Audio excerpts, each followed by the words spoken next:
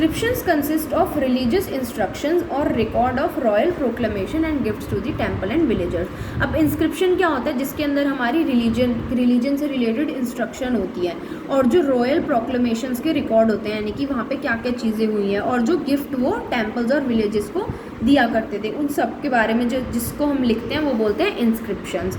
We find a number of inscriptions for this period. अब हमने वहाँ पे काफ़ी सारे नंबर ऑफ इंस्क्रिप्शंस देखे इस पीरियड के। They are found on the walls of Red Fort, Taj Mahal, Fatehpur Sikri and the palace walls of the Rajput. अब ये हमें कहाँ पर मिला है, रेड फोर्ट की दीवारों पर, ताजमहल की दीवारों पर, फतेहपुर सीकरी की दीवारों पर और राजपूत के पैलेस की दीवारों पर। The inscriptions on the walls of monuments और pillars give an insight into the rule of a particular dynasty. अब जो चीज़ें लिखी होती थी मॉन्यूमेंट्स की दीवारों पर, वो हमें क्या दिखाती थी कि उस टाइम पर किस चीज़ का, किस पर्टिकुलर जो चीज़, मतलब कौन सा पर्टिकुलर किंगडम राज करता था, यानी कि मुगल करते थे, ब्रिटिश करते थे, कौन करता था, उससे हमें उन इंस्क्रिप्शंस हमें वो बताते हैं। इंस्क्रिप्शन सपोर्टिंग वॉर्स और विक्ट्रीज शोकेज मिलिट्री इंटरेस्ट। अब जो इंस्क्रिप्शंस होती हैं जो हमें वॉर के बारे में दिखाती हैं, यानी कि उसमें जो हार जीत हुई उसके बारे में दिखाती है, वो हमें बताती है कि मिलिट्री इंटरेस्ट क्या था लोगों का, मिलिट्री में कैसा इंटरेस्ट था, एंड अचीवमेंट्स, और उन्होंने क्या क्या चीज़ें जीती। सोशल और spiritual messages on pillars show the social और religious interest of the rulers. अब जो सोशल और स्पिरिचुअल मैसेजेस होते थे, यानी कि भक्ति भरे जो मैसेजेस होते थे या पब्लिक के लिए जो मैसेज होते थे, जो पिलर्स पे वो लिखते थे, वो उस टाइम पर रूलर्स का इंटरेस्ट दिखाते थे कि वो कितना ज़्यादा अपने आप को, उनका इंटरेस्ट है रिलीजन में और सोशल में।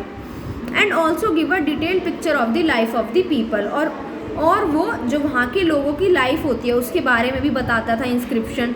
ट्रेड के बारे में बताते थे, कॉमर्स के बारे में बताते थे, एडमिनिस्ट्रेशन के बारे में बताते थे और मिलिट्री एक्सप्लॉइट्स के बारे में बताते थे।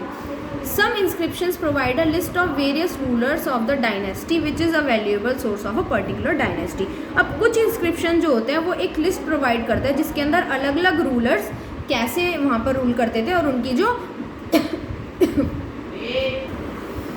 अब जो ये इंस्क्रिप्शन है वो हमें एक लिस्ट प्रोवाइड करते हैं अलग अलग रूलर्स की, जो बहुत ज़्यादा वैल्यूएबल होती है हमारे लिए एक पर्टिकुलर डायनेस्टी की, यानी कि वो एक पर्टिकुलर डायनेस्टी के बारे में बताता है कि उस टाइम पे कैसा कल्चर होता था, कैसा रिलीजन फॉलो होता था, उस टाइम के रूलर्स के क्या क्या इंटरेस्ट हुआ करते थे। नेक्स्ट आता है कॉइन्स।